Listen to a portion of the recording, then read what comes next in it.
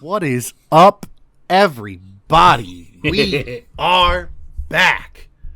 Ayo! As always, in case you have forgotten, or in case it's your first time here, I'm Daniel. I'm once again joined by Brett. Hey! And Salo. Hey! And we are Beyond Us. Welcome back, everybody, for episode 27. Howdy. How we been, gentlemen? How was your week, Salo? Good. Finally getting settled into the new house, and I have less to unpack, which is I'm tired of unpacking. I was about to say, if you have less to pack, that's because you just moved. Oof. How are you? Brett? I was actually also doing unpacking. I have boxes from when I moved here that were just kind of sitting there because I don't have places to really put things. Oh, yeah. But I was like, I need to get rid of these boxes. So I'll put stuff somewhere. So that's what I've been doing. I've just been trying to find space to just put things. I feel it. Yeah. I wouldn't say so much unpacking and packing. I did a little bit of reorganizing, changing up my desk space, put my title belt over there because the thing I had it sitting on was starting to kind of dig into the leather a little bit. So I'm going to get a different display system for that. So I started displaying my monthly med kit boxes that I get. Nice. I really like these things. These things are really cool. They always have something inside that's actually pretty cool. So I'm glad I get them. So I figured I'll put it on display so when I'm streaming, people are always thinking about it since I have a code with them where people can order one for a discounted price with my code. What are they? Monthly what? They're called mystery medkit boxes. They're for gamers. They come with a bunch of gaming stuff inside every month. And you can get a subscription that'll just auto-renew, or you can get them monthly. That way, if the box isn't one you want, you can just get them monthly. And if you get them monthly, you can use a code that I have and get, I think it's 5% off your order. That's dope. This last box he got was a little sus. So it's anime themed. Yeah. And the way they put 3 anime characters on there. You got Naruto, you got Goku, and you got Luffy. But for some reason They just put Luffy's they balls insisted, right here. yeah. Like- They just like crotch. The back is where his face is, and it's just really... I mean, it's also got I mean, Goku's even- crotch, but it's Even Goku's, but it's it's just mainly his body. crotch. Yeah, it's just a weird decision. Wait, is there even a logo on his crotch? Did they put a logo on his crotch? Yeah, they put Goku's Is that what I'm face on saying?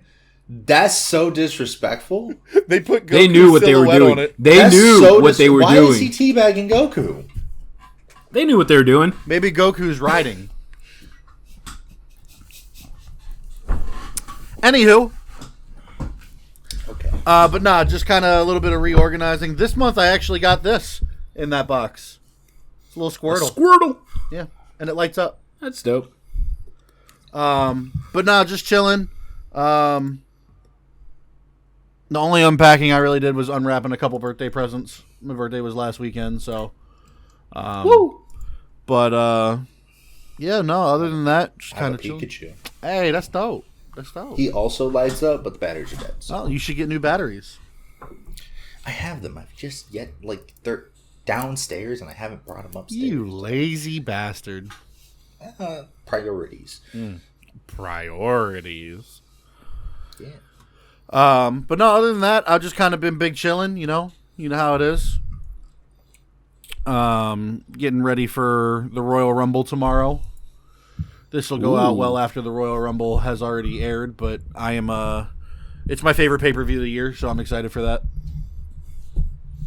That's They're awesome. gonna bring back a bunch of old wrestlers like they did last year. I think it'll happen. Because last year they had Carlito, Christian. I think Carlito was 2 who years else? ago. Was that 2 years ago? I think so. Oh, okay. Because I'm pretty sure Carlito came back when they were still doing the digital fans. Yeah. Okay, that's what I was thinking of. I'm sure there'll be some stuff like that. It's as of right now in the men's Royal Rumble, out of the 30 slots, only 15 people have been announced. So that means there's still room for 15 surprises. Right. And I think some of them will be people that are already on the roster just because, why not? Filler. But I think we'll get a couple old head surprises. It's in San Antonio, so maybe Booker T. So that's kind of like how is that what they do generally around the Royal Rumble? Is they do like, hey, you're going to be on for like a 3-week contract. We'll pay you a bunch of money to come back. Sometimes reclaim your old like. Sometimes it's just a one-off. Okay. There have been plenty of times where it's a one-off. A couple of years ago, the Hurricane was in there and then never showed up again until he came back in the next years.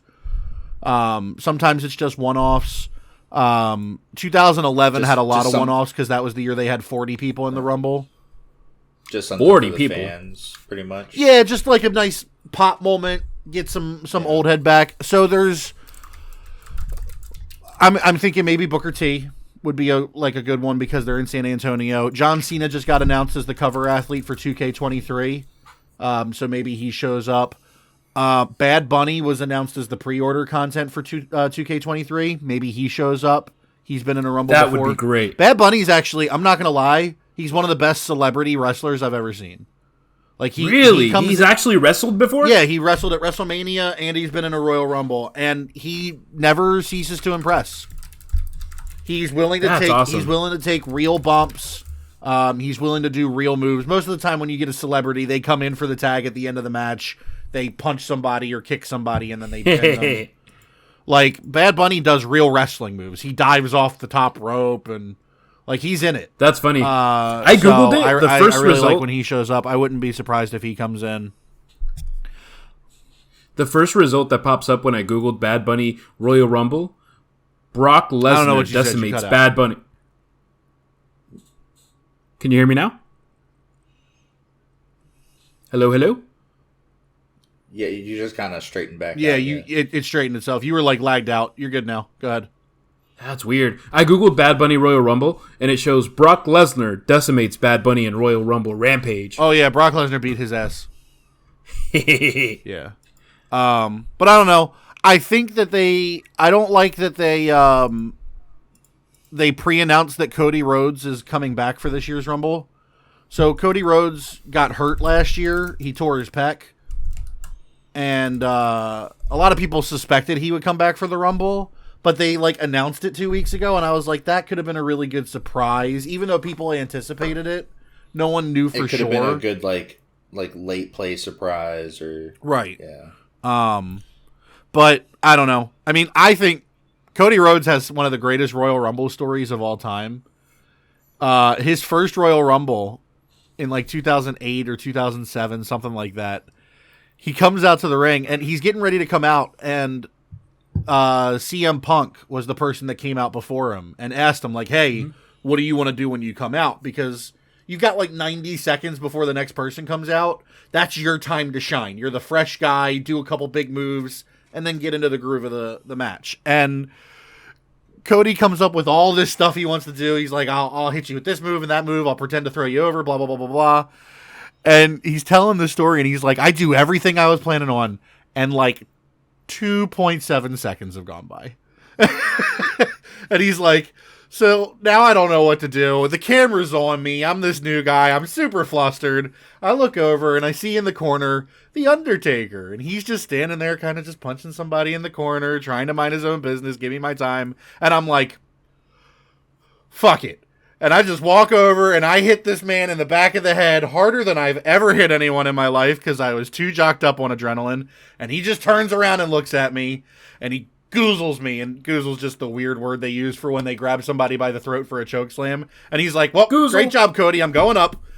And he's like, and then all of a sudden I just hear Taker whisper, kick me in the knee.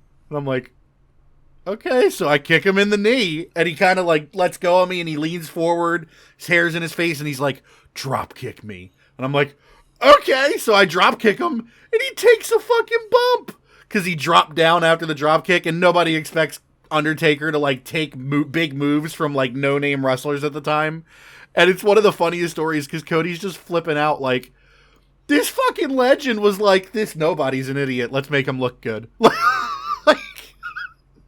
It was fucking awesome.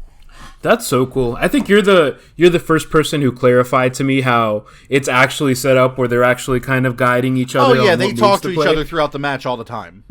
Usually in matches, one person is kind of dictating the pace and calling the spots. But for the most part, matches are on the spot, except for like major things that have to happen. During this match, make sure you do a table spot where somebody goes through the announcer's table. The end of this match has to be this person winning with this move. But other than that, as long as the people are like seasoned enough and know what they're doing, they usually just go out there and call their own matches and do what they want. Dope.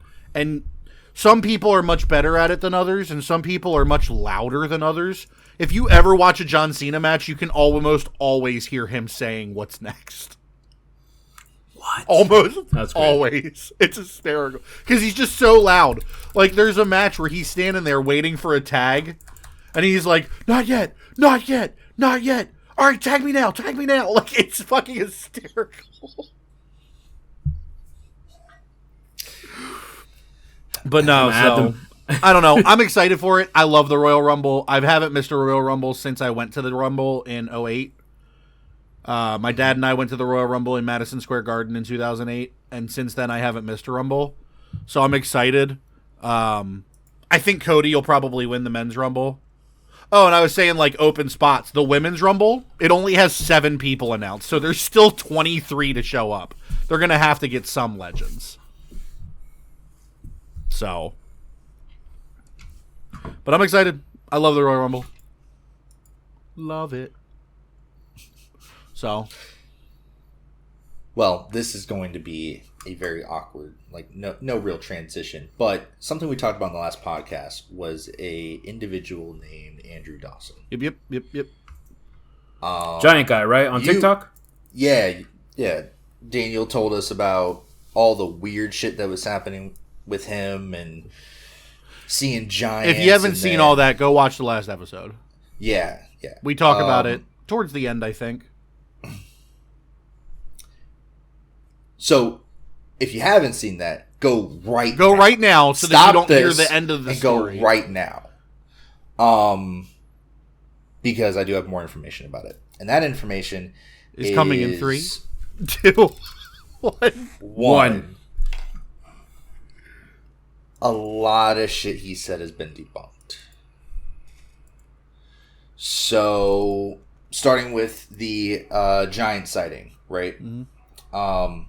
There is actually a tower on that mountain that is what he saw. There is, in fact, a tower there. I've seen that. What he saw. I've seen that. So when he looks at it later, people have geolocated where he was when he initially looked at it and where he was when he looked at it the second time. He was at a part where you can't see it. He was at a different angle of the mountain, and you cannot see that tower. From that angle that he was shooting at originally? Because he wasn't in the same spot he was originally. So I've seen something about that, and I've seen people pull it up on Google Maps and like show the tower. The other thing I saw, though, was somebody pull it up on Google Maps and then scroll down and see another figure on the map. I haven't seen anything like that. I saw that image. So something that was also verified is there is a lot of talk about giants in that area. Right. Like, that is a real thing. Like, that there are stories and it's like the sightings. The Mothman of that area. Yeah, just like a cryptid type thing. Right. Oh God, here we go again. We're not having that. Cryptids episode part 2. Dun dun dun. So when it came to, let's say the next thing we saw was like the helicopter looked like it was airlifting something in or out. Mm-hmm. What happens in that area are there's like a logging company that is in that area. Okay. They airlift logs, like, trees that have fallen over and stuff, and they airlift that out. Okay. Is that now? It's not a guarantee that explains what he saw, but it's a logical explanation for what people saw in that footage. One of the videos, I don't think it was when you showed us, But there was one where after he got told to leave by like the CIA operative, right? He saw like a structure put up on like a mountain, like the mountain. Yeah. Out of nowhere, yeah. So, first thing, completely different mountain. It was a completely different location. Okay. The second thing is that is a facility that has been there since like the 80s. Okay. Now, that's what has been able to be confirmed. There is nothing confirmed that like what he was thinking he was seeing and whether or not people were like telling him not to go investigate and leave the area. There's nothing to say that wasn't true. Right. Right. But people have kind of looked at like, let's say the operative, and that have been in those circles, you know, like an agency circle, a government circle. And they were like, yeah, that doesn't seem like a government official. Like when you pause and you zoom in on the footage, it's a dude that has his jeans stuffed into Timberlands. Right. That's funny. So there was just a lot of inconsistencies with that. Like the same vehicle being outside of his house and then just like sitting there with the engine running and the lights on. Real operatives don't do that. No. That's not something they do. That's not surveillance.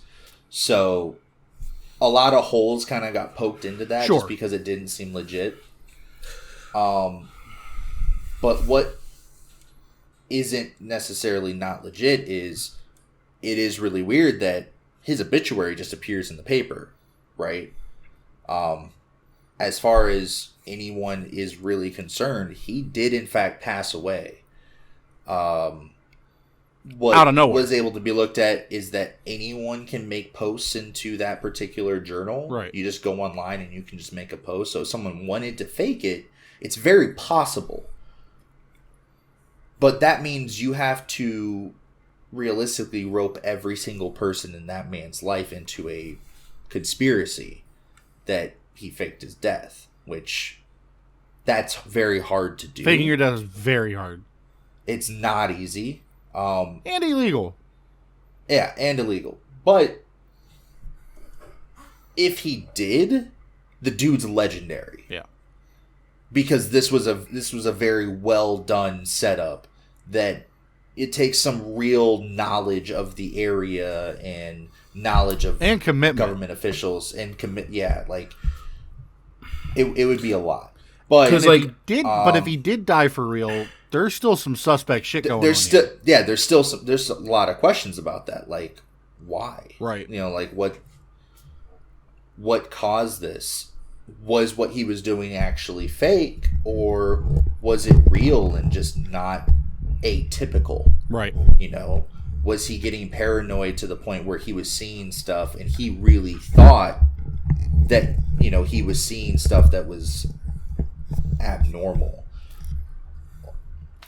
Or are people able to find these things and it's just a coincidence that they can find a tower on this mountain? It's just a coincidence that facility that people can point at, maybe he saw another one. I don't know. Right. But bottom line, a lot of holes got poked into it, and it's very sad if he is actually dead. Yeah. Wouldn't it be some shit that he made? He orchestrated this entire thing. It was fake, and then he actually dies. You know what I mean? Like he just dies of something else. Yeah. Yeah, like it was something completely unrelated. I mean, honestly, I kind of hope that he just uploads a video one day and like is just like, hey, gotcha. Like, because it would in fact be legendary to like fool the entire. I live in Canada, so I don't know Canadian laws. Maybe there's no laws against faking your own death. Yeah, exactly. I mean, as long as no death certificate was faked, then maybe there's nothing. No, I mean, no persons were hurt in you know, in the process. So I don't know what Canadian law's like. Yeah. No, you're right though. It would be legendary. But if he did die, there are still questions. There's still questions, and that's still very traumatic for the family. Yeah. I mean, you know. Yeah.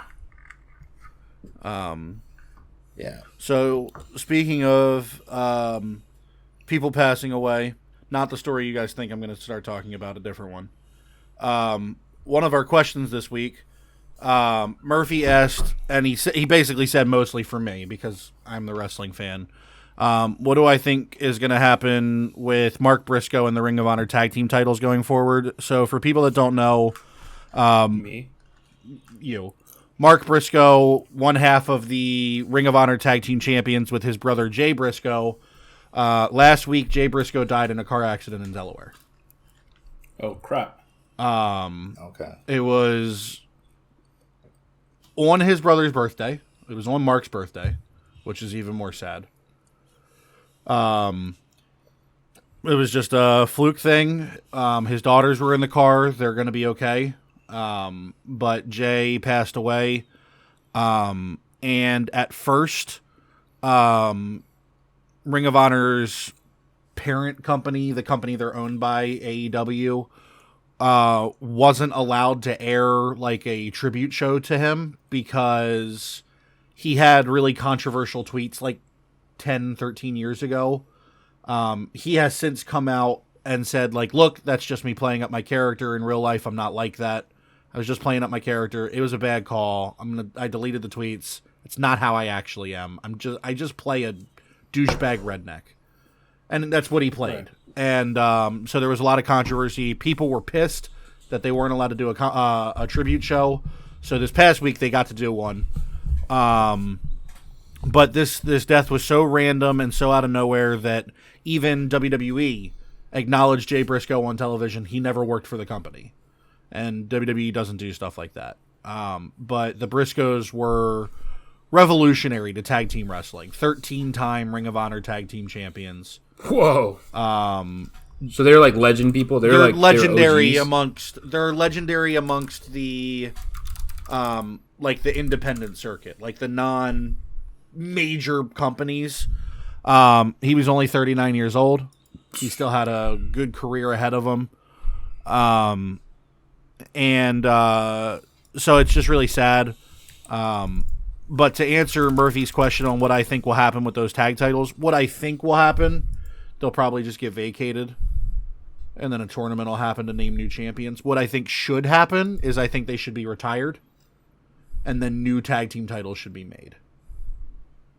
That would be sweet. Like an honor. The Briscoes were the Ring of Honor tag team champions. 13 times. Longest reign. Most days with the title combined. Current champions at the time of his death. I think they should be retired. And new tag team titles should be made. And they should maybe even include like the Briscoe name in them. You know, Ring of Honor, Briscoe Memorial Tag Team Championships. Whatever you want to call them. I don't care. That's what I think should happen. I don't think it will. Murphy, to answer your question, I think that they'll probably just move on. It's sad, and I don't think they'll do it out of disrespect, but the sad reality is people die. All the time. Unfortunately. Tragedy is part of life. Yeah, life has to keep going. It might sound cruel, but business is business. Yeah. And they're going to keep conducting business. Right. As much as, they might, be completely torn up that this happened. Right. They're going to still do what they have to do. And they have a whole company to take care of. That's why I said maybe just retire these tag titles and make new ones. I mean, WWE's had 4 different tag team titles throughout their history. There's no reason. And they've retired multiple titles throughout their history and made new ones to replace them. You can clearly do it. It's not hard to do. It's been done before. It's been done before in almost every company. So that would be my call, but it's not up to me. Realistically, they'll probably vacate the titles, but I hope to be wrong on that. But to the Briscoe family, this is just a hard time, and it's really sad. And it's crazy when people don't think about how short life can be for no reason. We've talked a lot about mental health awareness and stuff like that, and some of the deaths last year that were because of mental health issues. And those come out of nowhere, but they don't happen because of a fluke thing. A car accident, no one can plan for that. No one knows it's coming. It could happen to anyone at any time. I just updated my will because you just never know. Yeah, I need to buy life insurance. Yeah, so I mean, like I went on my computer, I updated my will, I'll get it redocumented again, but like, God forbid something happens, I need people to know what to do with all my shit. I got a lot of shit. Yeah. And I don't want people figuring out who it goes to when most of it I have an idea of who it should go to. You know what I mean? But just a crazy circumstance. So that was one of our questions. We got two others, and those ones we can all answer together if we want to answer real quick. Sure. So Amber asked us on 2 episodes ago, because our episodes have been going out a little bit later. So 2 episodes ago, Amber asked us, you can travel to 5 different countries of your choice. What is one dish from each country you would like to try? Ooh. For me, I'm a picky eater, but if I'm in a different country, I want to just try something kind of authentic to that country. I'd like to go to Japan or somewhere like that and try like legitimate ramen. I'd like to go to Italy and try legitimate spaghetti. It's delicious, by the way. As someone that loves spaghetti, I'd like to go try like legitimate spaghetti. I don't think I would like it, but you want to try it. But I'd want to. But I want to say that I've had it. It's technically not a dish, but I'd like to go to Ireland and just drink. Specialty dish, but racial ability. But honestly, for me, I just kind of want to go places and try things from that place. I'm not really picky about it. He's picky about. I'm picky about what I'll eat. Like he might not like it, but he will try. I've always said I will. When it comes to food and beverages and stuff like that, I'll try anything once. If I don't like it, I'm never eating it again. Ever again. But I'll try it. So, what about y'all? Where would you like to go and try food from? And what would you like to try? Salo. So I ended up when I was just looking for plates that looked delicious, most of the stuff I had to redo my list, because most of the stuff that I kept getting my attention pulled to were hearty stews with beef meat in them. I don't know. There's something called Pacheco's in South Africa, which is a beef stew, and it looks so delicious because it's just beef, vegetables, corn, carrots. So that thing looks like it slaps. So from South Africa, that'd be the dish I'd pick. Yeah. So you want to go to South Africa and so they were cooked in a cast iron, like a cauldron almost, and it just looks like a delicious plate. I definitely would like to eat it there, of course, because that's how you get the most genuine food right from the source.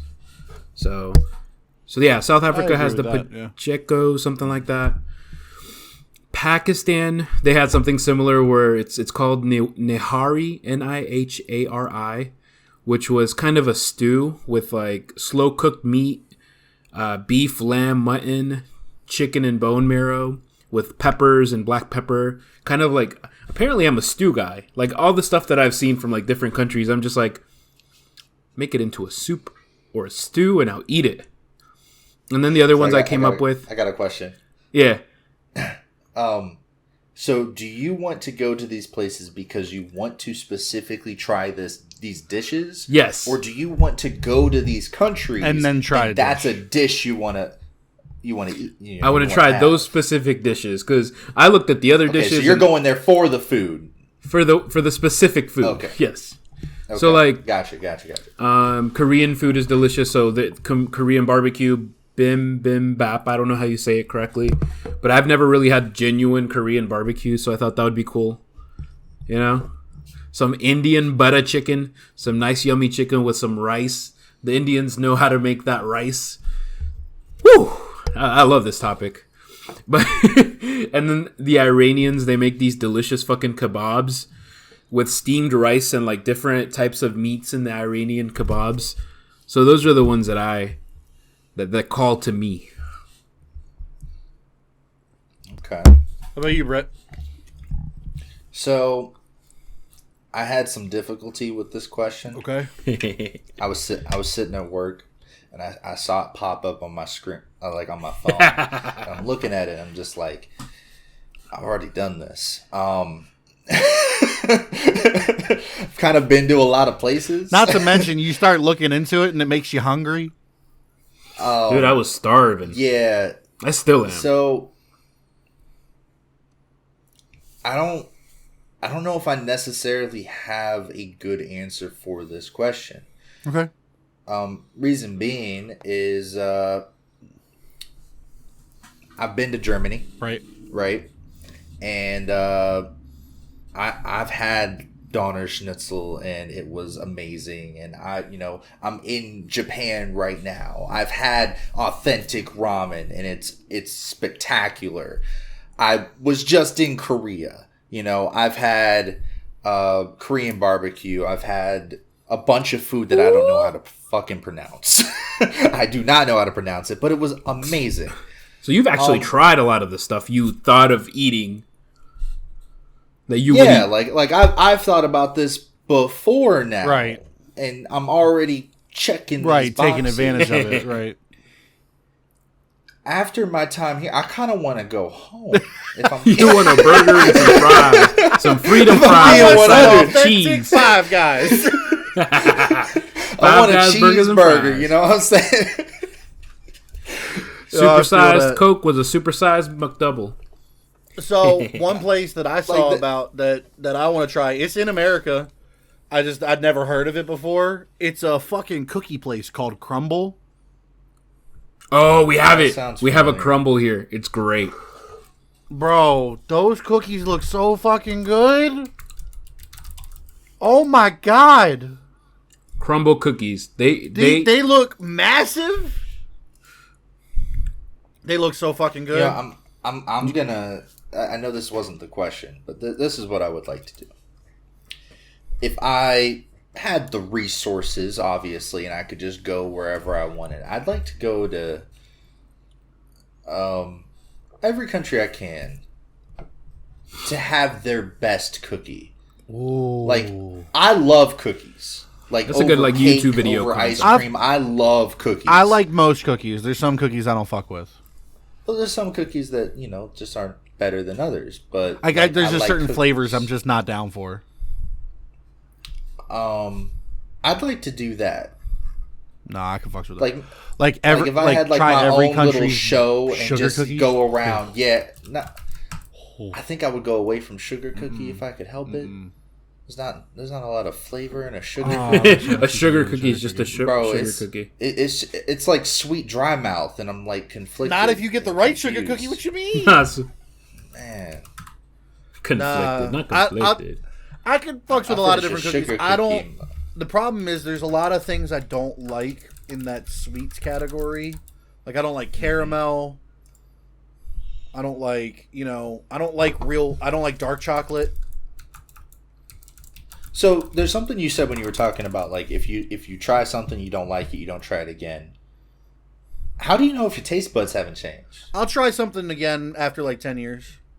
Because that's a real thing. Yeah, your taste buds after change 10 years, like 5 to 7 years. Really? Yeah. Oh. Your hair changes stuff every I eat 7 now. years, and I your taste never buds would've change every 5 to 7.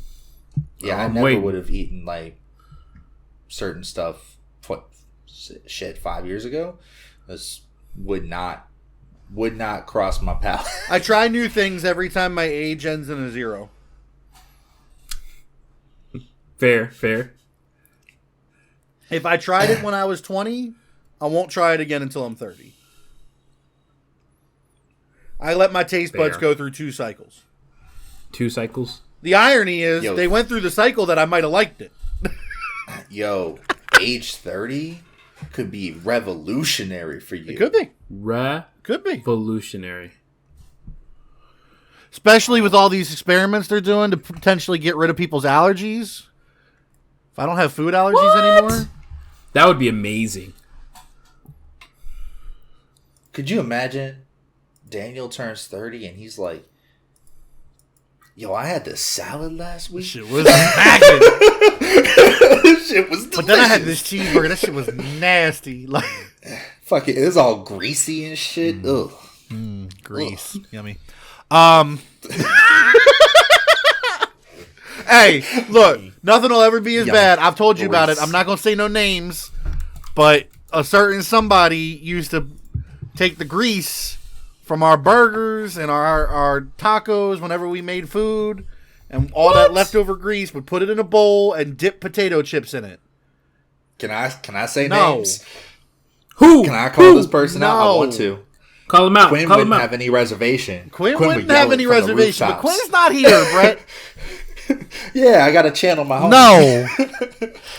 No. Salo doesn't know what you're talking about. He doesn't know who that is. I have no idea. I feel left out, guys. I feel alone. Yeah, don't leave him alone. Go ahead, Brett. Man. Go ahead. All right, so check it right. So his ex-wife, bro. I thought you were gonna say a name, and I was like, I'm gonna laugh so hard if he forgot her name. His ex-wife. Yeah, no, my ex-wife. Every time we would make like burgers or tacos or whatever, anything that you had to like cook the meat. The grease, you know how like when you cook meat in a pot or in a pan, there's all that grease left over that you got to like do something with. She would pour it into a bowl and then like dip like wavy Lay's potato chips in the grease for flavor, and I'm like, that's nasty. In the Lay's potato chips, excuse me. How come your head cock was like, ooh, that sounds kind of good, wasn't it? That it was a mistake in judgment. It was a lapse in judgment. It was a lapse. Yeah, he was just like. I was excited for a second until I realized it's not something I should be excited for. It's not. So, I mean, people do use like leftover grease for things. That's different.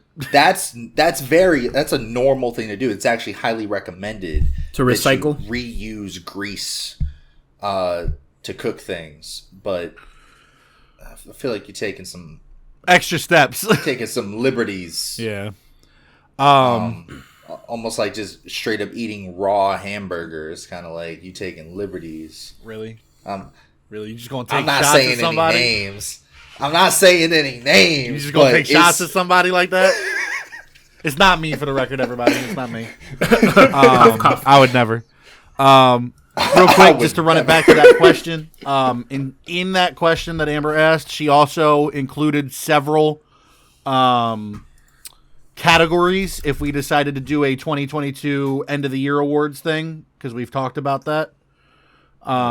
So she included several categories. I don't have them all written down, but her and Murphy have both shown interest. So just to keep you guys updated on that, now that we've had more interest shown, we'll discuss it further, not during one of the episodes. And next episode, we'll let you guys know if it's something we're going to do or not. Because if we're going to do it, we're going to want to do it before the end of February. Otherwise, it's just too late. Too far gone for me to remember. yeah. It'll be too late. We can maybe make like little trophies of like Salo's head and just call them shinies. It's the Beyond the Shinies. The 2022 Shiny Awards. That'd be great. We do have one more question, although I think this one's an easy one. That would be great. But we'll see. Salo always manages to surprise me with his answers to questions like this. I'm very creative. Oh, there's not creativity in here. It's just whether or not you make the right decision or not. Murphy asked, would you rather be in a zombie apocalypse or a vampire apocalypse? Zombie apocalypse. Zombie apocalypse. Okay, all right. I prepared my entire life. And we could run through more scenarios before it happens, just so I would know. Okay. If they are fast zombies, does it change your answer? If they're fast? Yeah. Like, if this is like World War Z. World War Z, I'll take the vampires. Fuck that. I'll take the vampires. Fuck fast. At least during the daytime, I'm safe. Yeah, no, fuck that. I just had to hunker at night. Like, those fast zombies, man, they just climbing up walls on top of each other. Not just walls. Up to a We're talking about, like, they breached Ba Sing Se.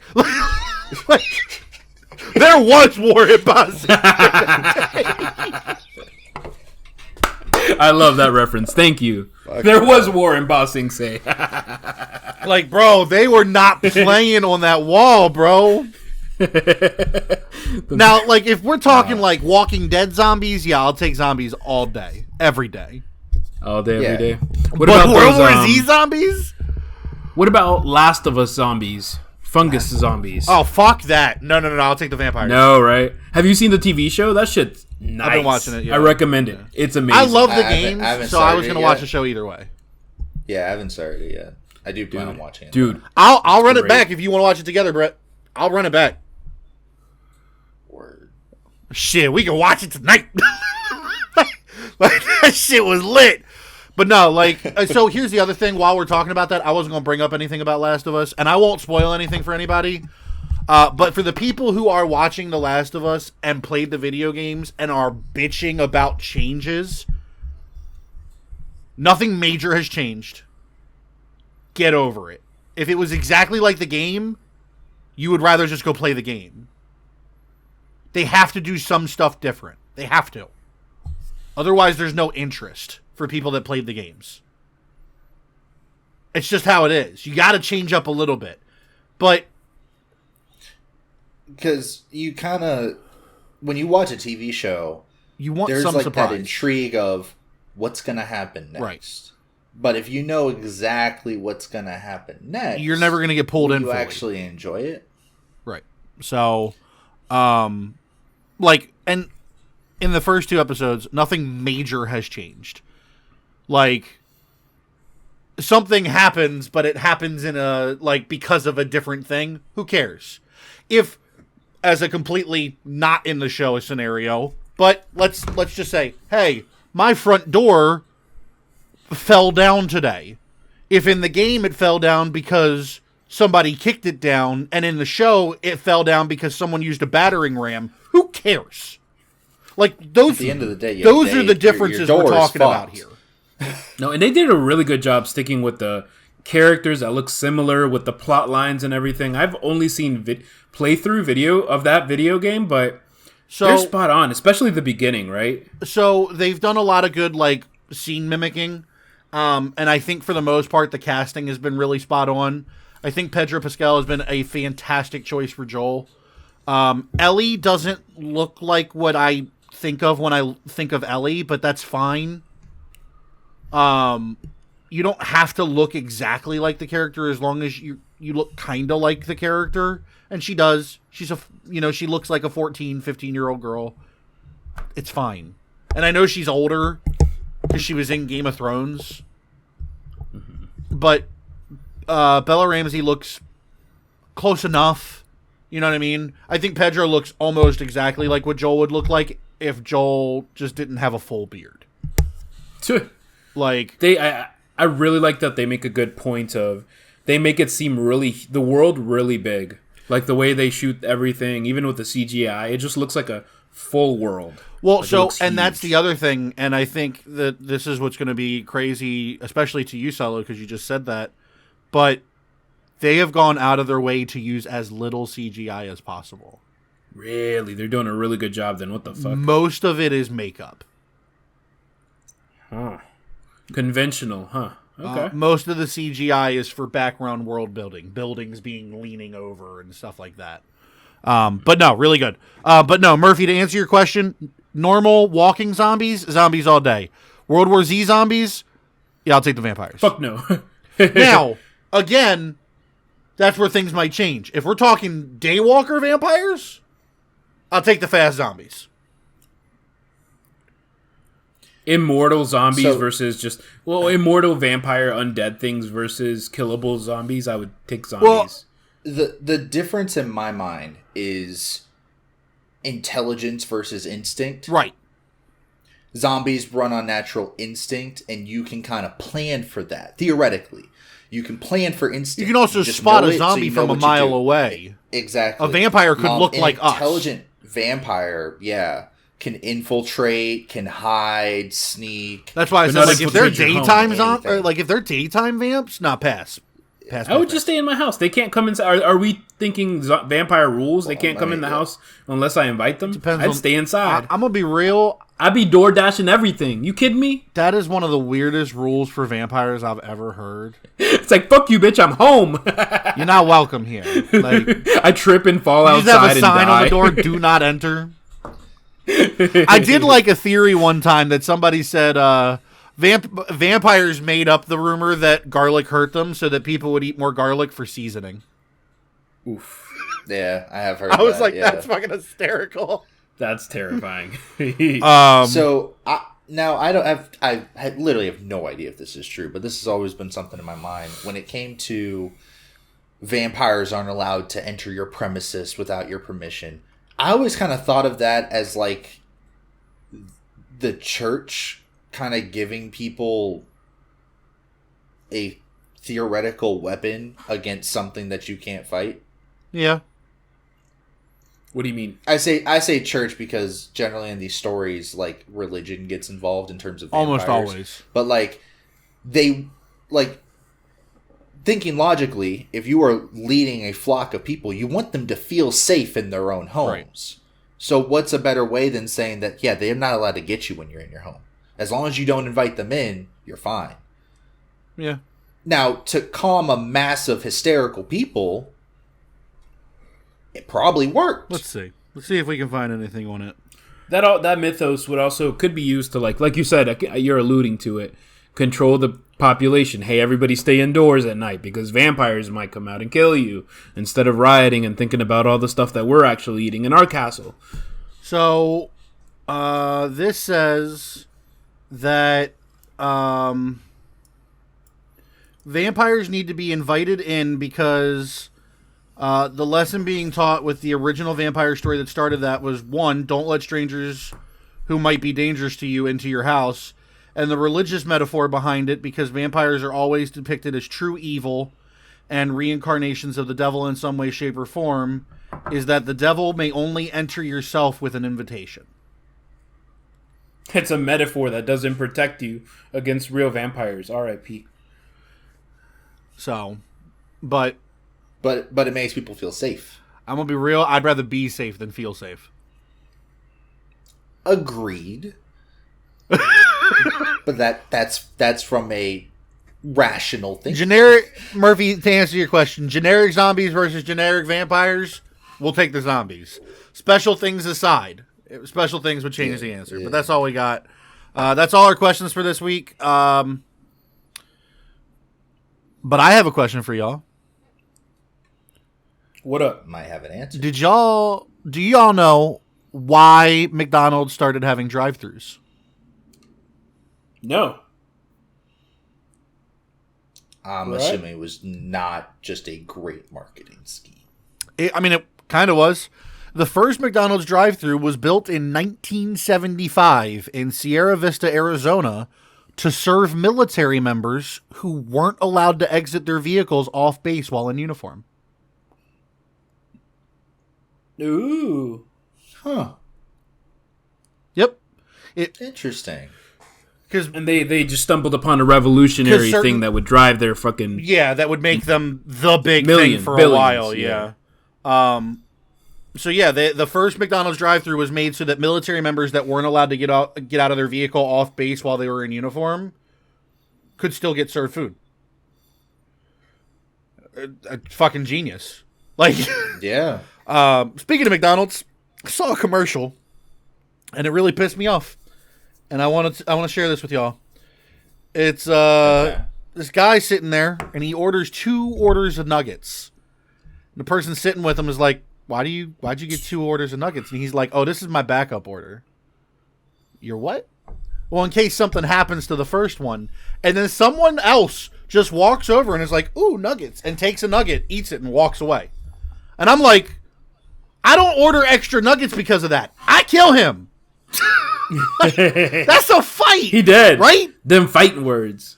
Brett, if some random person walked over and was like, ooh, chicken nugget, and took one of your McDonald's nuggets and ate it and just started to walk away, that's a fight, right? You know, it just reminds me when we were watching that food show on Netflix. where the guy. Oh, he just walked over and took her fucking. He just walked over and took her cheese stick and shows it to the camera. Gave it to him. She gave it to him. She handed it to him. He's like, "Ooh, I see you got those mozzarella sticks. You finna share." Did she hand it to him? She handed it to him. Yeah. Okay. He didn't just walk up and be like, "Ooh." I could have sworn he just walked up and took that thing. Bro, that food looked so good. Look at this. That food looked so good. But yeah, no, I wouldn't. I would definitely not just sit there and take that kindly. Someone walks up and takes my nugget. No, that's a fight, bro. You know how cool with me you have to be to just walk up and take a nugget from me? Even then, there's gonna be some words. Yeah, not for real. That's like taking my Snickers. Don't do that. What'd you do for a Klondike bar? All right. All right. All right. Okay. Okay. Right. So let's move on. I'm just gonna segue away from food real quick. We might segue back into food, but go ahead. You gotta stop talking about food. I'm getting hungry, y'all. So this I have a question for you guys. Do you guys know why witches are associated with cats? I don't know, actually. Not I just saw Sabrina the Teenage Witch, the show, and just one believes because you see it on TV. And Sabrina, she was a nice witch. She was a teenage witch. And the talking cat, it was great. The talking cat was amazing. Hold on, Brett. Before you start. Salo, what was the talking cat's name? I don't know. Simon? Simone? Salem. Simon? Salem. Oh, I was close. You got to give me some points for that. No, hell no.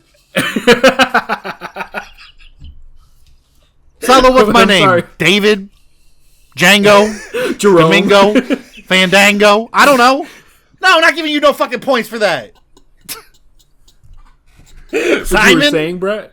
Simon? Simone? Simone? Lord help me. Here, I'll give you points, Salo, if you can tell me what the two ants' names were. I would not be able to remember. God damn it. Gosh darn it.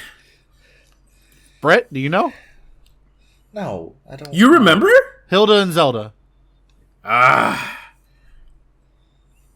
Good memory. No, he actually doesn't have a good memory. I have a bad memory, but you didn't remember either, so tell us what you were going to say. He didn't watch it! Care. You never watched it, Brett? I've seen a few episodes. That's it. I don't care. Oh, no. But why are witches associated with cats or the other way around, vice versa? Well, the reason Sabrina is so associated with Salem. Simone? So back in the day, there, as most people know, there was a giant ass plague, and like most of the time, plagues get associated with like the rats, right? You know what I'm talking about. So after, I guess, studies, historians, they looked much further and deeper into it. They found out that it was actually mainly transmitted by fleas. Fleas, the reason it was so associated with rats and mice is because fleas would attach themselves to rats and mice, infect them with the plague, and back then, having mice and rats around was commonplace. Perfectly normal. Yeah, it was very common. So much to like it's just expected right. in a household. You have mice and rats. No one really gave a shit. But the places where you didn't have mice and rats were homes with cats, because the cats would get rid of them. And most of the people that had cats were women. Okay. And so these women were not getting the plague. Got it. All right, I see where this is going. Witches, all of them, the witches, being called witches because they weren't getting the plague. Got it. Makes sense. That was actually more medieval than I thought the answer was going to be. I like it. Yeah. not taking credit for knowing this information. I saw a Neil deGrasse Tyson video. deGrasse Tyson. Like, holy shit. Yeah. Degrassi. But I thought that was interesting and makes perfect sense with how makes total sense. Especially since people back then, no offense, but people back then were dumb as shit. Oh, absolutely. They didn't even wash their hands. Well, I wasn't even saying that. Like, oh, no, she might be a witch. Drown her. If she dies, she wasn't a witch. That's not a good solution. Wait a minute. No.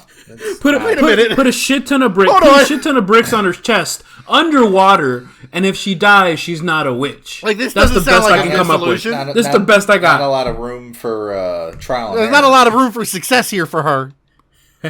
She doesn't die. She gets burned at the stake. She does die. She wasn't a witch. Like my crumble cookie is 16 minutes away, guys. You ordered one? I'm so sorry. You fucking piece of shit. I hate you. Oh, I hate you, dirty fucking hoe. Just for like, now I really want a cookie. I'm gonna like when this is over, I'm gonna go get some cookies. I can't. You guys are dicks. You guys are fucking dicks. All right, pivoting away from that. So you guys remember? There was this cookie place in Korea. They had I'm aware. Like gooey. I showed you. Yeah, I'm fucking aware. There was they had some good cookies. I missed that place. I can't believe you ordered one from Crumble. You fucking dickbag. I'm gonna show you. I didn't order one. Like gooey chocolate chips inside, chocolate chunks. Oh my. Yo, here's what's fucked up. I tried to order from Crumble too, but they don't deliver to me because I live in the fucking middle of Egypt. No. I'd have to order an actual shipment. Bless your heart. Anyways, wait, you can order. Wait. You guys remember last year when Walmart was doing the drones? Go ahead, Salo. I'm sorry. Oh yeah, with the food they're delivering. So they came out with statistics on the top 5 most delivered items by drone last year, and the tampons products. The number one. I would think condoms, right? Condoms, tampons. Tampons are needed.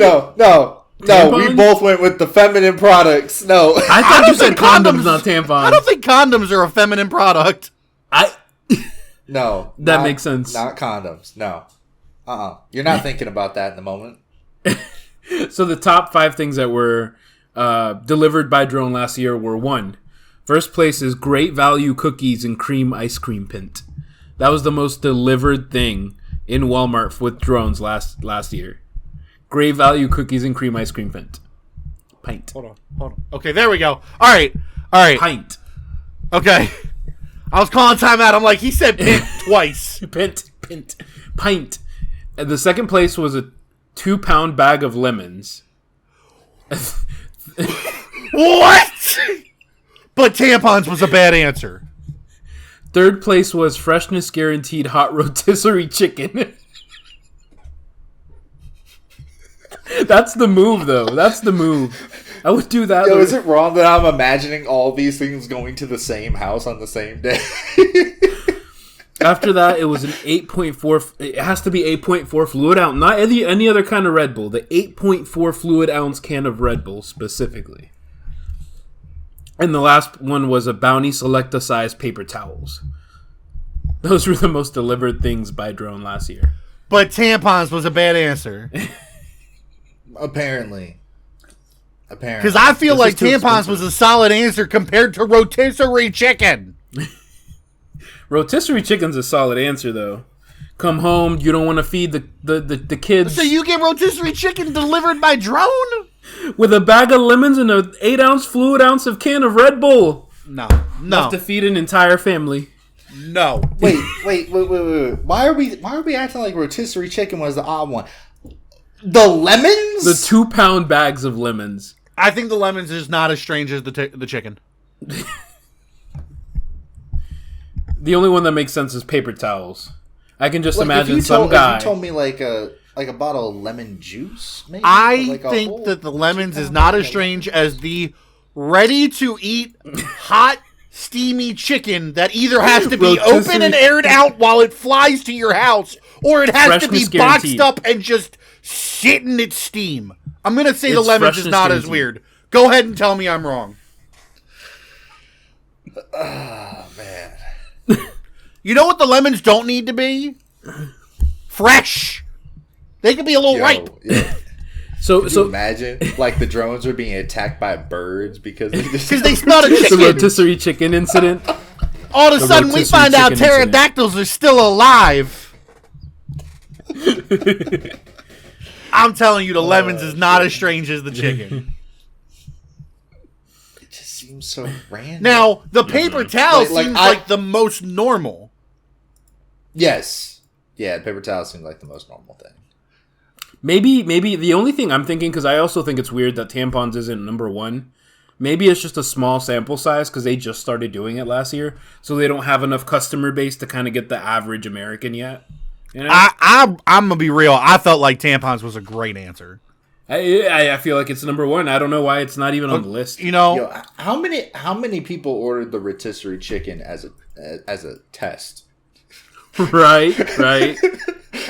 They're like, it's an option on the app. I just imagine someone sitting in their house, just like, what's a flock of drones with rotisserie chickens? Dun, dun, dun, dun, dun, dun, dun, dun. It's just like, what's the most random thing I can order from Walmart right now? Chicken, bag of lemons, and a Red Bull. Let's go. So this is their sample size. They completed 6,000 deliveries to customers in as little as 30 minutes in 2022.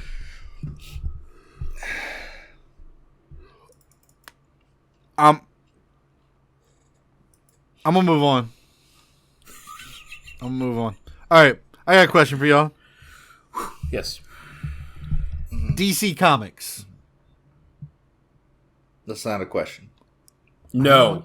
DC Comics. Oh. Your Batmans, your Supermans, your Flashes, your Green Lanterns, blah, blah, blah, blah, blah. Wonder Woman, Martian Manhunter, all them. Who would y'all say is the most important character in DC Comics? In DC Comics. I mean, my first inkling would go to Batman in the sense of he brought everybody together. Okay. He's the reason that like the Justice League existed at all. And with his organization, he was able to dispatch heroes upon heroes to places all over the world to stop crimes and terrorism and all that. So like in my mind, with the way the DC universe is constructed, I'd kind of have to say Batman for those particular reasons. Nah, totally fair. Salo? I don't know. I feel like I think like the most consequential character would be Batman. Yeah. Kind of like for the aforementioned, like he's the most consequential character in the entire universe for them. But I like Flash. He just has the ramifications of what Barry Allen can do. Yeah, what he's capable of, going back in time, forward in time. Just the immense power he holds, I think he's the top one. He's not even the strongest Flash. I mean, right. Wally West is something. Like you could be onto something. The fact that like in terms of importance, he's altered so much within the time stream. Right. You could theoretically say that like the current DC universe would not exist if it wasn't for him. Also, and his story arcs, kind of like he said, like there's more Flashes. Like his story arc is the most. It's one of the most impactful next to Batman's.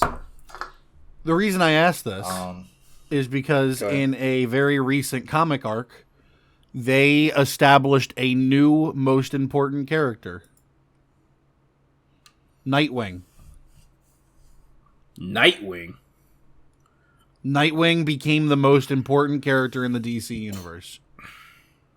Did something happen to him? So there was a massive war. I don't know all the stories, but it was like some impending darkness and blah, blah, blah, blah, blah. And all the heroes of Earth and everywhere else versus the villains and whatever. And Slade was kind of like leading the bad guys, Deathstroke. Of course. But he was being controlled by the darkness, whatever it was, that was controlling his mind and imbuing him with extra evil powers. And Nightwing also got possessed and was fighting it from the inside. And Nightwing was the one that defeated it, defeated Deathstroke, saved the world completely, wholeheartedly. And at the end of the strip, Batman basically says, the Justice League doesn't exist anymore. We have to reevaluate what the League is about, figure out what's next. But when we do, you're going to be the one to lead us. Nightwing? Whoa. Which is crazy. Batman basically said he's the moral compass. Has the best heart out of anyone in that universe. One of the Robin least kids. able to be compromised. And he's the only one that can lead them into the future. Boy Wonder. Good old Boy Wonder. I don't know if I would necessarily use that in my justification for him being the most important. I would use it to add on to it. I don't know if I would use that solely as my justification, because there's been stories about several heroes where like they're the focal point and the contingent on some world-ending thing. And I would say at that time they were the most important. But going forward, as of right now, it seems very much like the plan is Nightwing is now the centerpiece. Right. But what if you went back further? What if you went back to the point where he was Robin? Boy Wonder.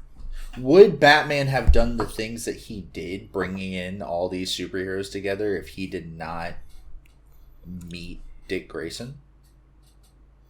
If he did not have that initial sidekick that showed that he can work with somebody else? That's a good point. Doesn't that add even more? That's what I'm saying. No, that's what I'm saying. Like if I'm like trying to isolate the moment where he became the most important throughout all of DC, and I would maybe sure. go to that point where he showed changed. Batman can be a team player. Sure, yeah. Exactly. And again, that's what led to all 6 these years things, from now, right? it could be another completely different character. But it very Right. much seems like right now, the entire DC Comics universe is going to be written around Nightwing. And that's crazy to me. Like, because look, I've always been a Robin fan. I've always been a Nightwing fan. Dick Grayson's always been my favorite Robin. But never in my life did I think, oh, he's going to be the leader of the Justice League. He's going to be the focal point going forward. Like, it just didn't seem likely. It's crazy that he is, and I'm happy about it. He's one of my favorite characters ever written in comic history. But no, you make a great point. Like, going back, like, he's the reason Batman knows how to work with other people and play nice. So you make a great point there. Yeah. I don't know. I'm interested to see where they go with it, though. I think it'd be odd in the sense that even if Batman's not the leader, he's always the de facto leader. Like, he's always going to have the plans and contingencies to handle anything and everything. Or at least be witty enough to think of a plan. Who's giving orders. He might not need to if Nightwing's in charge, because Nightwing does the same thing. He might not. But he might also be making contingencies in the very rare potential that Nightwing goes rogue. Sure. No, yeah, but I think is taken over to a point where he can't fight back. I mean, I think Nightwing, in very simplified terms, is Batman with a better moral compass. Yeah. Batman has always been the guy who, I mean, they say in the movie, you know, he's the hero that people need, not specifically who they want. And so he'll be what the world needs when they need it. There's a reason he's called the Dark Knight, but Dick Grayson's kind of like the White Knight. Like, he's the hero that shines to everybody. I mean, I still remember when he died in Injustice. How crazy that... Like, I'll tell you this. One of the craziest comic book scenes I've ever seen in a comic book-based movie was the animated Injustice movie, when Nightwing died in the middle of that prison riot, and all of the fucking villains were just like, oh shit, and went back to their cells because they didn't want none with Batman in that moment. Because you wouldn't want none in that moment, because he would have snapped. It's crazy how he died too. Like, it was like just a basic way. How did he die? It was such an anticlimactic way for him to go out. Well, so in the comic, in the movie, Robin, Damian Wayne Robin, the fifth Robin, threw one of his Eskra sticks at Nightwing, and it hit him in the temple, and it just killed him. In the comic, and it was different. Okay. It was the same concept. Hit him with an Eskra stick, it knocked him out. He fell back and hit a rock, and it broke his neck. So in the comic, it was slightly more gruesome. Right. And I guess more realistic.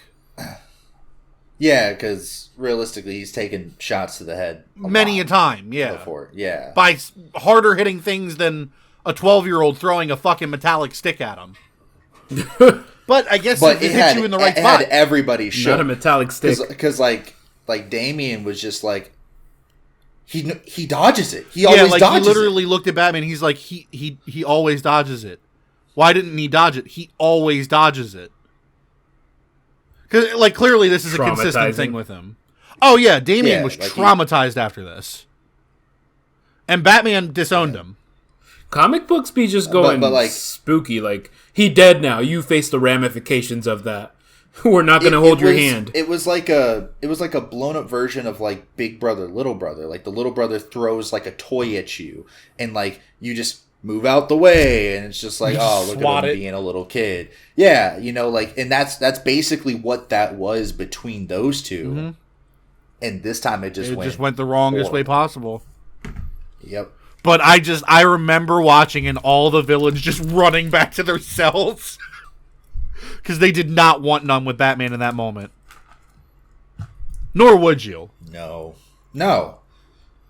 It like, we've seen Batman without a moral compass. It's not a good day. Terrifying. Terrifying. But yeah, so I just thought it was interesting. They kind of they're leaning towards Nightwing being the focal point. I don't know how long it'll last, but it's exciting. It's also exciting because it might mean like maybe we get like a new Justice League. Because all these times we've done we've done different iterations of the Justice League, and we've done Teen Titans, the new Teen Titans, and things like that. This could be the time we get like a straight up new Justice League with younger members. You know what could be interesting? If like a situation like that is used to save the movie verse of good. Like the DC. We're like, okay, we've given up on trying to form this Justice League with the Henry Cavill Superman and the Ben Affleck Batman. We're going to put them in the background of this new Justice League that is formed behind the more prevalent heroes and newer heroes within the actual comics. Right. I doubt it. That could be interesting. I think it would be cool. I doubt it. Absolutely. Yeah. I know that there's talks about Robert Pattinson's Batman potentially being the start of a new DC universe because they're making a new Superman. I don't know, and we've talked about it briefly. I don't want to go too into it, but I just can't believe that Ben Affleck's out as Batman, Henry Cavill's out as Superman, Gal Gadot's out as Wonder Woman, The Rock's out as Black Adam, but Ezra Miller is still the Flash. They're still making the Flash movie with Ezra Miller. Like, just like all of that just fucking baffles me. I mean, I don't know what they're doing with that movie. Like, I don't know what direction they're taking, but the only direction I can think of that would make sense is whatever he does completely changes the universe and brings in anyone that they want to start the new universe in that movie. Like a way of just like reviving it, the entire franchise. Well, the good thing is with the Flash, you can do that because of Flashpoint. You can do that, yeah. That's the only reason, like, I could see them continuing to make this movie, is because they can do that. What I would do if I were them is I would do that, but then Flashpoint also changes how he looks. Either changes how he looks, or he just dies. No. You need the Flash. I mean, and a new Flash comes, like the Spider-Man thing, where a new Flash comes. I'm not saying you don't need a Flash. I'm saying that Flash, the Ezra Miller Flash, dies. But if he resets the universe, Barry Allen dies in that universe if he dies. You'd either have to do a multiverse thing at that point. I mean, I feel like that's kind of what they would have to do. No. A multiverse arc with Flash also. You don't have to do a multiverse thing if you do a Flashpoint thing. Flashpoint can reset the timeline and change anything the way you want it to change. Besides him. Even looks? Sure. Why not?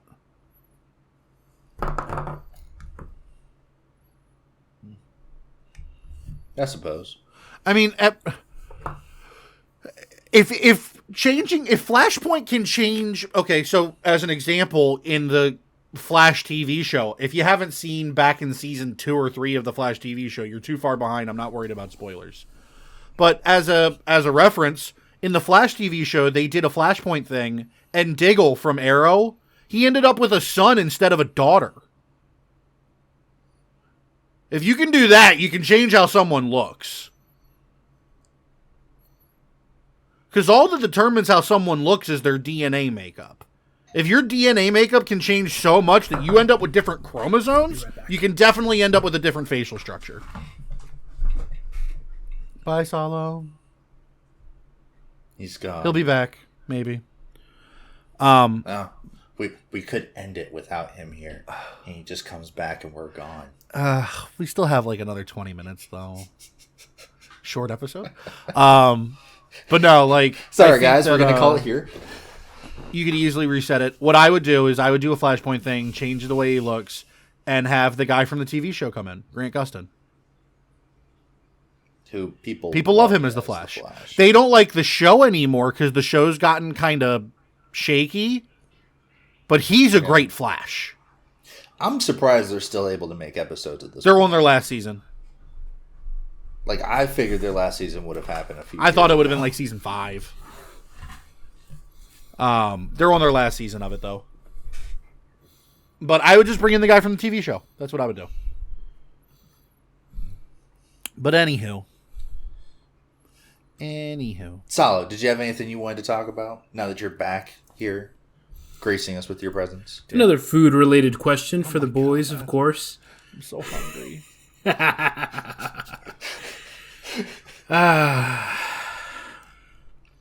Anyways, enough with the food-related stuff.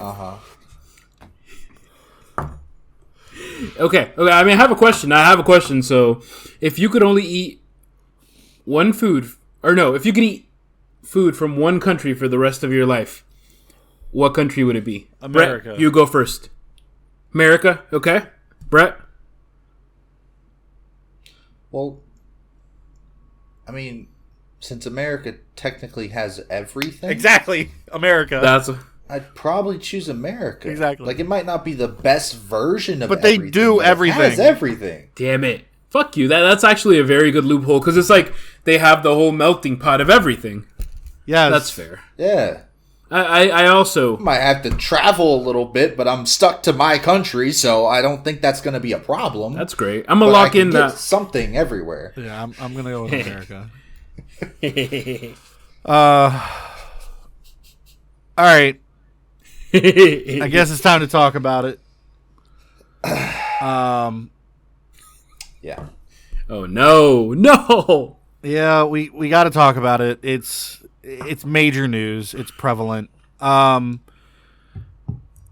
weeks ago, roughly, there was a massive situation in Memphis, Tennessee. Tyre Nichols was pulled over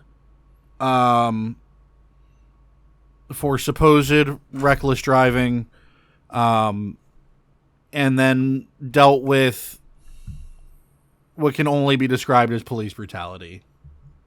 The extent of what happened wasn't fully known. We knew it was bad. We knew that everything had been reviewed in the proper circuits and whatnot, and that the 5 officers involved, as well as 2 paramedics, had all been fired. The 5 police officers being charged with several things, including second-degree murder.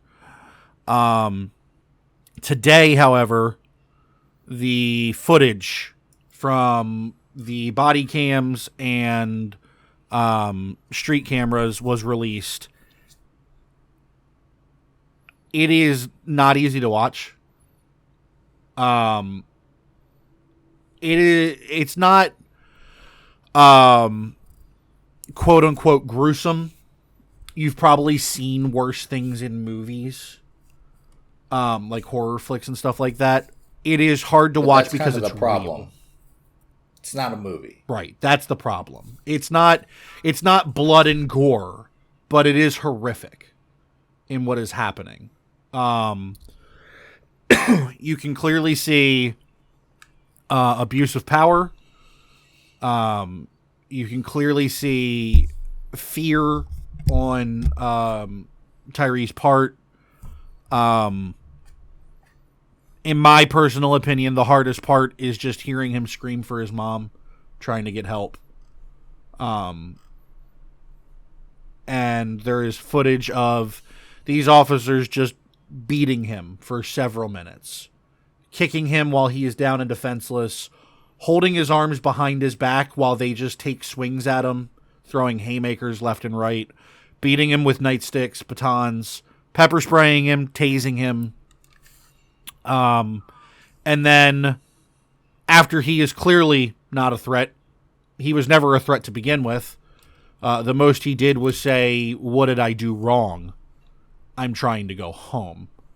And then he ran because they started to get far too aggressive and tried to pepper spray him. Now, I'm never saying running from the police is the right move. More than likely will make things worse. But at that point, he was already afraid for his life. I don't blame him for that decision. Because we've seen how these kind of things can go. And it did get worse, which was his fear, I would assume. But after being beaten and left in a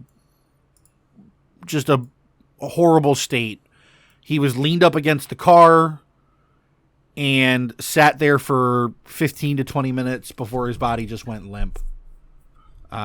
He was taken to the hospital, and 3 days later he passed away. I don't know everything about him, but from what I understand, he was about a block away from home at this point. I know I've heard and I've read that he was a father. I don't know if he had a son or a daughter, but he's leaving behind a child. His mother and his stepfather have asked everybody that wants to protest on behalf of Tyre to do so peacefully. His mother saying Tyre wouldn't have wanted us to burn down our own city. Protests are fine, but do them peacefully, and I respect her for that. Because if somebody had done that to my kid, it would become hell or high water. Yeah, it would. I'd go to jail. I'd care less about telling people to calm down at that point. I mean, the minute that those 5 officers posted bail, I'd end up in jail. Because I would go looking for them. I would. If somebody had done that to my kid, there'd be no hill I wouldn't climb, no hell I wouldn't raise.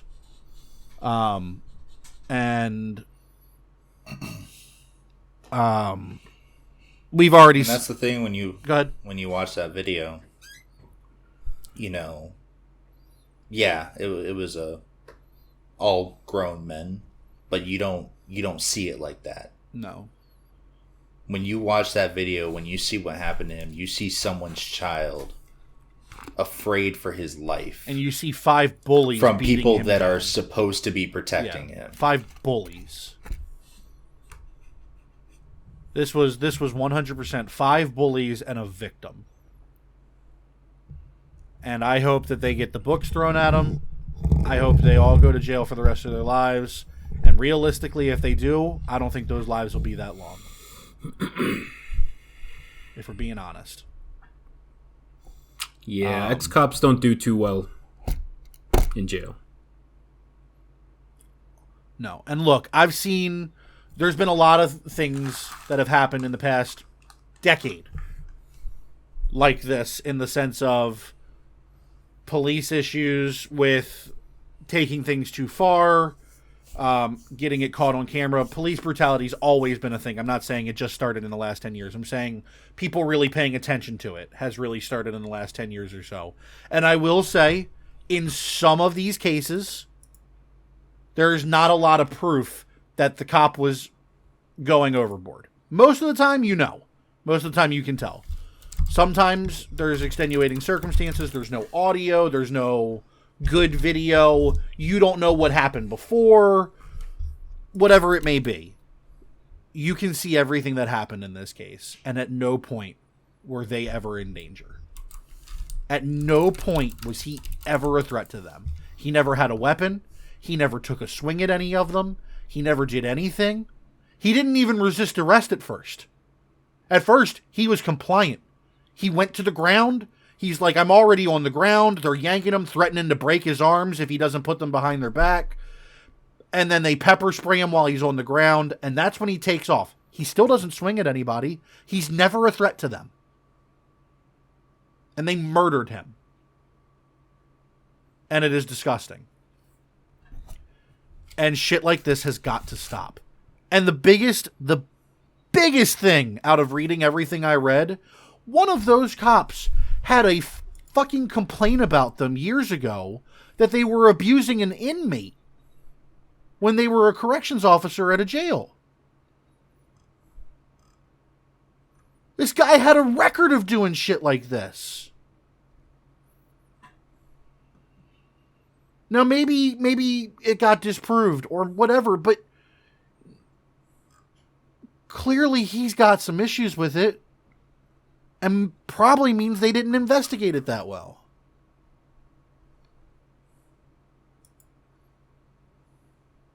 But why is it that getting a job at Walmart does a better background check than getting a job in a fucking police department?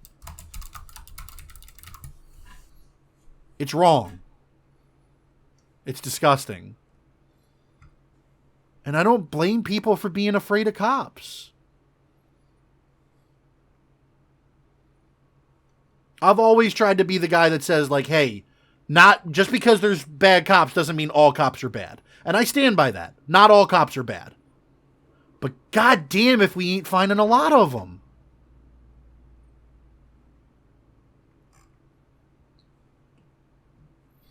It wasn't even a situation where there was just one cop there that was trying to do the right thing. No. Not one. If there were 4 cops beating him and one cop was like, guys, we gotta fucking stop. We gotta fucking stop. We gotta fucking stop. At least you come out of it like... It was 5 one guy had a fucking moral compass. This was 5 guys just beating down a defenseless man. You saw 5 thugs. In uniform. With badges and weapons. And it's definitely got to stop. It's disgusting. And I don't know. Maybe someone can help me here because I can't wrap my head around it. But cops have to wear body cams. How do you think you're getting away with this?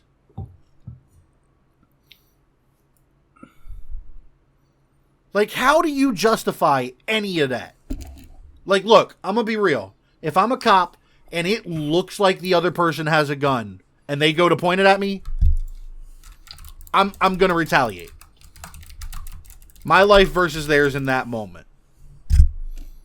If they take a swing at me, I might swing back. I don't know.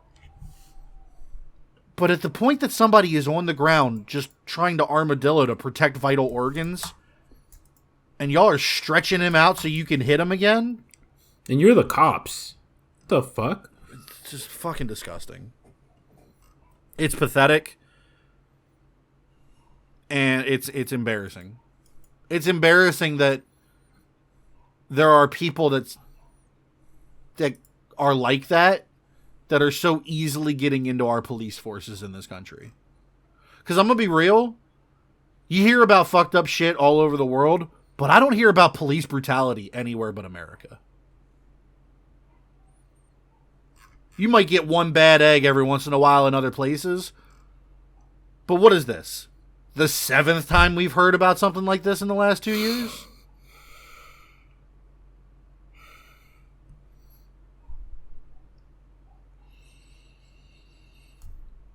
And for the people that haven't heard about this, the difference between this one and all the other ones we've had in recent memory is this time there's no way it was about race. This was just about bad cops. Yep. This was straight up black on black crime. Cop. Something that probably should be highlighted. Now, we don't know if they were prevented from doing their job. The paramedics. But when the paramedics arrived, they did not start treating him. Not immediately, anyway. Now, there's no audio. There wasn't the best visual angle, so we have no idea if the police were preventing them from approaching him while he was injured. We don't know. Right, and we don't know exactly when they got there. But we do know average EMT response times, and we do know that he was laying on the ground for 20 minutes. And everything suggests that the EMTs were there for at least 10 minutes not doing anything. And Salo, I think you told me earlier, the EMTs were fired. They were put on I read that immediate I read that leave, as well. Yeah. They were placed on leave. They were suspended, and then they were ultimately fired as well. Yeah. So that probably means they found reasons to say that they were also part of the problem. And you brought a good point up before, maybe the cops told them not to touch the guy, but even then, even if we couldn't hear that part, I'm sure the police force could hear that part. And I'm sure they got fired anyway, so they did something. You know what I mean? They did something even not acting. It wouldn't be the first time that cops have turned off their body cams. On purpose. Too late. They're fools. Right. No, the fact that they did all this with cameras on for so long is insane. I mean, the fact that they did this at all is insane. But, I mean, without audio, it's hard to say why the EMTs didn't intervene. I know some people will say, well, even if the cops told them not to, their job is to. I don't know if you noticed, but they're seeing the results of not listening to these cops. They're probably scared if they're not in cahoots, so to speak. Without audio, it's impossible to know, but I would assume, based on the fact that they were fired as well, there was audio proving that they just didn't do anything. Yeah, they just don't want to show that part, I'm sure. But that's 7 people whose job it is supposed to protect the public, save the public. And they not only but they caused that man to die. 5 of them caused it. 2 of them let it happen. Because if he had gotten help sooner, he might have made it. Probably not. Better. If we're being honest. At the point that he was beaten as bad as he was, the injuries he sustained, because they made it to the hospital and he wasn't dead yet. He didn't die until 3 days later. If at the point they made it to the hospital and he still couldn't be saved, he probably was beyond saving before the EMTs got there. But maybe not. Maybe if they had kept his oxygen going while he was still conscious, he could have had a better chance at fighting the injuries and coming back from it. We'll never know because of 5 assholes. Maybe 7. 7. A big problem is the things people have proposed. We're going to defund the police. It doesn't help. Right? It doesn't help. It's not going to change anything. There is something in these police forces that needs to take place. There needs to be somebody that accounts for these people. This isn't for these individuals. There's no way this was the first time that they did something that could have been suspect to them doing it again. At least for one of them, we know for sure it wasn't. It's usually not done. Yeah, there's usually not a one-off. Now accusations are one thing. Of course, like, if you're not proven to be guilty of something, you're not proven to be guilty of something. But it's not just about their actions. It can be the things that they say. You know, like, that's all it takes. You hear someone say something, like, slick just around the office, it tells you about that person. Agreed. I find it hard to believe that those situations didn't happen. That there weren't people that knew, hey, this is the kind of guy I would not want pulling me over when there's no one around. And my thing is, how do you get 5 of those guys in the same circle? They were in a task force. They were in a task force. I imagine that. But let's say someone there's like an individual put in this task force together. Hey, go find people, bring them in, and we're gonna set up this task force. I start looking at that guy. That's what I was gonna say. Like, at this point, my question is, where is the problem higher up? Because statistically, a task force of, I think we saw it was like a task force of 30.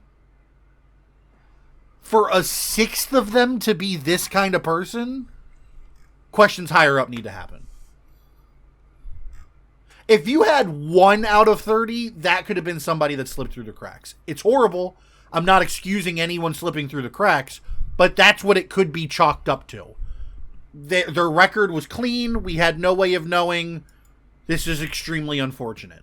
5? But to pick all those people that slipped through the cracks and put them on a task force to 1 out of 30 is an unfortunate circumstance. Qualified to do. 5 out of 30 is an improbability. I start looking higher up. I don't know. It's sad, and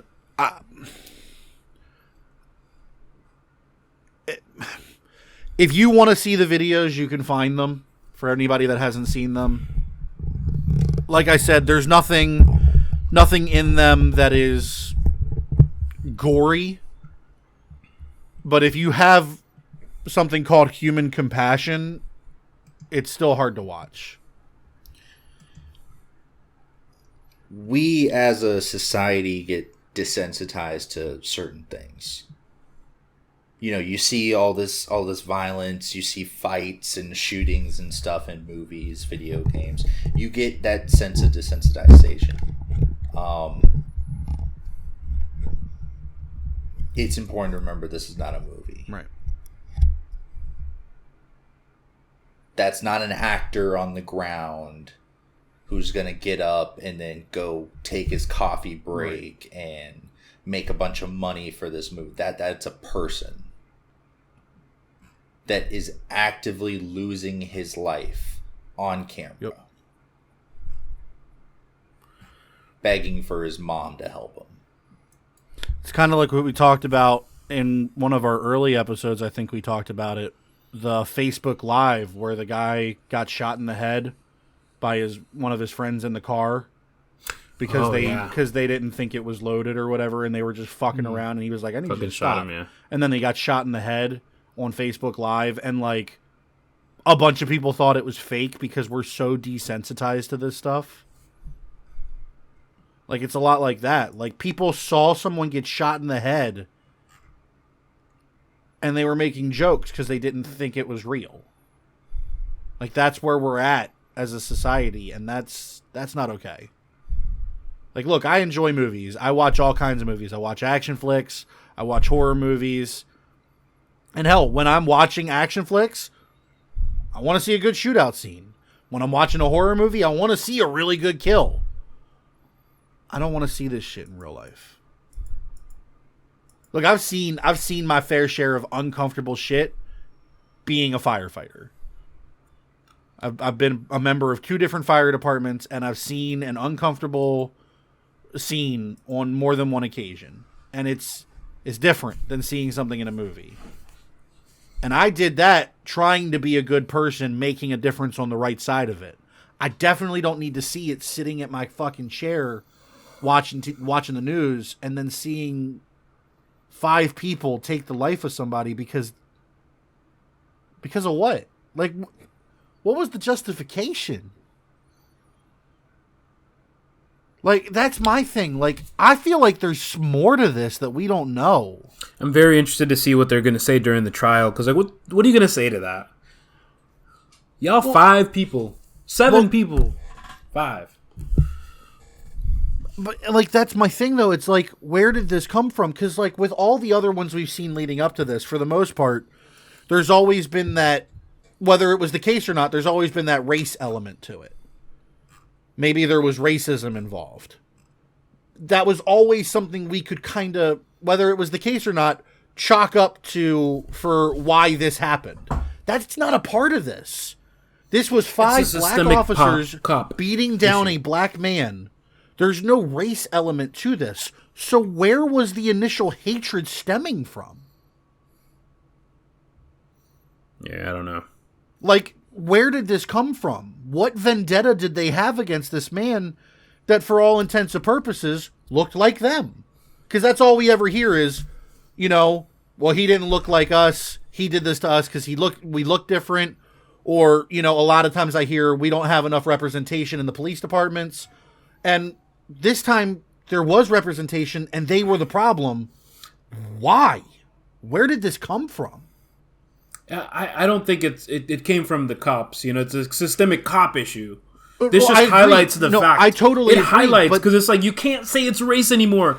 It's right. Because like you said, I think you agree. Like everybody falls back on religion when they're talking about how corrupt the cops are. Oh, it's or race. Excuse me. It's a race thing. It's a race thing. But like, what if you strip that away? You're still left with systemic issues. There's issues, exactly, and that's why I'm bringing that up. We need to figure out where the fuck the issues came from, especially on this case where we're now nobody can use that race thing, that net, the cop out, that safety net of this was the cause. It's not like there. Brett said, and like Brett said, defunding is not going to do anything but hurt us more. It's going to just a lack of education does not help us. A lack of resources does not help us. No, hiring better cops helps us. Vetting them properly, requiring degrees, things that are going to change lives, requiring a medical person to be dispatched with police until police have their shit together. Like, it's ridiculous. I don't know. I mean, shit. At this point, I say we fund the police more and we put a fucking camera crew with every fucking cop. Until this shit stops. Because Jesus Christ, this is ridiculous. But I don't know. So what something you said made me like reinforce the whole thing of like, where did this come from? Like, if this is a systemic issue, like we're saying it is, this shouldn't have been the first time that these 5 cops had a problem. Brett, you said that too. Like, you've got to have warning signs usually. Surely, yeah. So either A, this is where I stand on this at this point. Either A, these guys had warning signs that were completely ignored and we need to address that. Or B, if there weren't warning signs, then there is way more to this case than people know. Like, if there's no warning signs, these cops didn't have any bad conduct previously other than that one accusation. If there's no other bad conduct, then to me, that says that this guy was a target. Like, that's the only thing my brain can think of. If there's no prior issues, and then this guy they have a serious issue with like this, he's a target, not a random victim. I think that there needs to be a lot more than just a trial for murder here. There needs to be a legit, thorough, deep scrub into this police department, and all police departments for that matter, but especially this one right now. Especially. I don't know. The whole thing's just it's fucking sad. Tragedy. It's horrible.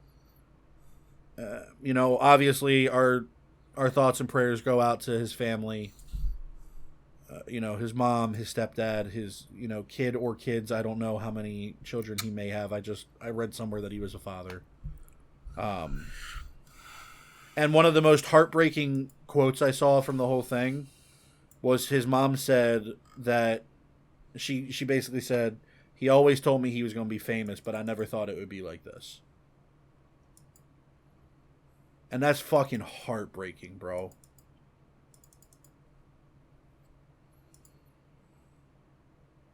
We gotta stop this shit.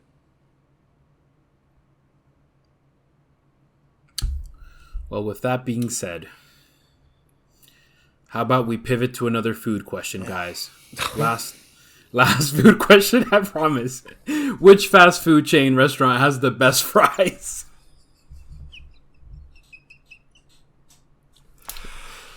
Anybody can go. This is a freebie. Best French fries in the game right now. What restaurant? Checkers. Depends on what you count as fast food. Anything that has a drive-thru. It has to have a drive-thru. Yes. Okay. Like, regularly have a drive-thru, or as long as there's one that has a drive-thru? As long as there's one that has a drive-thru. Oh, Five Guys. Five Guys. Five Guys Burgers and Fries. Okay. I didn't even know there was one with a drive-thru, but I believe it. Checkers is a great answer, Brett. Hey, I have to go with Five Guys. When they used to fucking do them well done, Chick-fil-A. When you used to be able to ask, can I get my fries well done, so you could get a little bit of crunch to them? Those waffle fries were something different. Top 5. Now, I'm not saying this is number 1, but I am saying say it with your chest. Damn, better than like I thought it was gonna be. Have you guys had the nacho fries from Taco Bell? I haven't been to Taco Bell in 3 years. I'm not allowed to touch that stuff. It's dangerous. Look, I had them the first time they were around. They were good. I didn't expect much. They're good. But all of a sudden, I hadn't even opened the dipping cheese sauce and your that fries they were have, gone? and I was gone. They were gone. I was like, that was kind of delicious. All right, so big three. Wendy's, Burger King, McDonald's. I think we can all agree those are the big 3 fast food chains of America. Yeah. Yes? Yes. Which one has the best fries? I mean, assuming that like you just got them, like they're fresh made. Wendy's. I think McDonald's. I think in my opinion it would be McDonald's, Burger King, and Wendy's. I think Wendy's has the worst fries out of the 3. What? I don't like the sea salt. Some nice crispy ones. I find Wendy's fries to be rather bland. Now, if you get Baconator fries, they work. That's different, but that's not. But just fries, no. All right, now best burger, Wendy's. Burger King. Burger King. Which, char grilled burger? Ooh! Kidding me? Wendy's. Burger King. Wendy's. Absolutely Wendy's. Burger King has the best chicken. Burger King. Burger King has best chicken. Ooh. Best dessert. Burger King's. The Hershey's pie got 10 out of 10 in my childhood. I'm going to be real with you. I don't get dessert at fast food places. What? The Hershey's pie slice? I gotta disagree with Burger King having the best chicken. I'd say Burger King has the best chicken. I think just in terms of meat in general, Wendy's beats both of them. Interesting. Chicken, beef, they're Wendy's 100% on burgers. 100%. McDonald's 100% on fries. Wendy's has the better nuggets. Burger King has the better chicken sandwich. To me. Yeah, I can't agree with that. I find Burger King's chicken sandwich real disappointing. I'm not saying it's not disappointing. I'm saying it's the best of the 3. I enjoy Wendy's chicken sandwiches. I fuck with Wendy's nuggets. Find enjoyment from. I fuck with Wendy's nuggets. I don't get chicken unless I go to Louisiana chicken. Popeyes. I like McDonald's chicken sandwich more than I like Burger King's chicken sandwich. Popeyes. When they do that what is it? They have like a southern. I can't. Let me order some the name of Popeyes. that chicken sandwich, dude. At don't you dare. So I'll eat them after the cookies. When I go to get my cookies, I'm also getting Popeyes.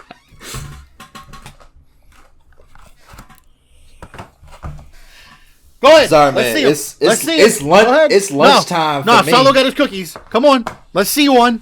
Let's see one of these crumble cookies. All right. We're not sponsored. FYI. We're not sponsored yet. This is not. But if y'all want to sponsor me, although I'm working on it for my personal channel. Yo, I will take a sponsorship. Look at them motherfuckers, bro.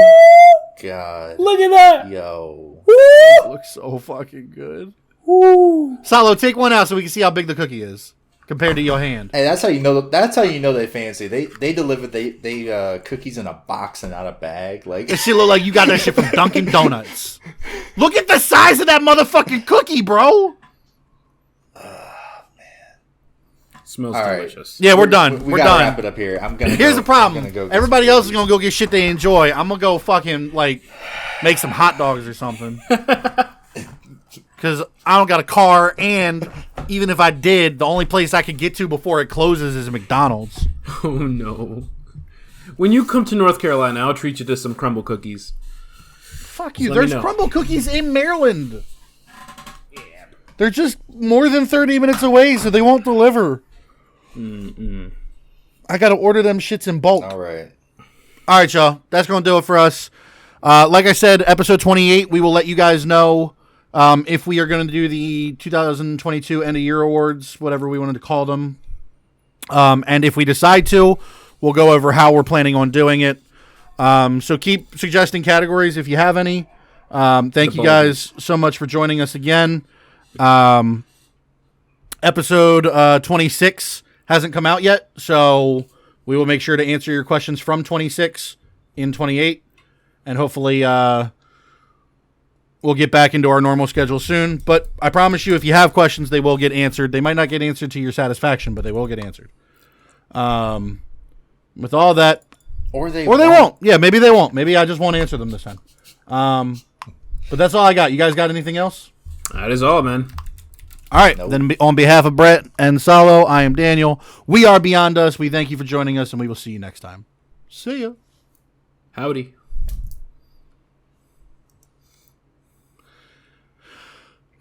No. I'm just going to stop recording.